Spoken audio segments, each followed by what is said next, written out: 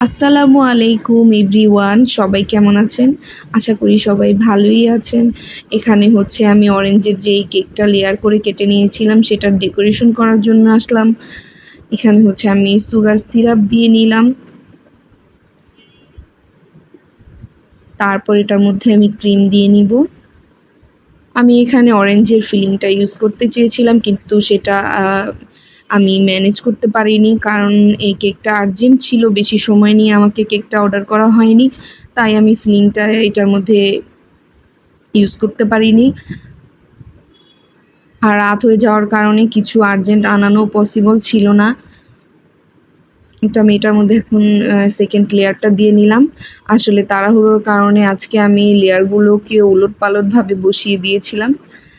তাতে কোনো সমস্যা হবে না ইনশাল্লাহ। তারপর আমি আবার ক্রিম দিয়ে নিব এটার মধ্যে।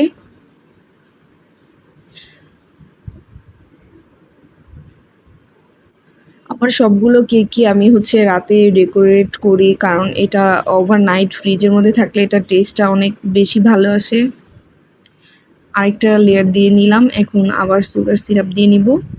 তারপর এটাকে ক্রাউন কোট করে সারা রাতের জন্য ফ্রিজে রেখে দিব। এই তো এখন এটাকে ফ্রিজে রাখবো। পরের দিন বের করে আমি এটার মধ্যে হচ্ছে পাইপিং জেল বানিয়ে নিয়েছিলাম, সেটা দিয়ে নিলাম অরেঞ্জ ফ্লেভার দিয়ে।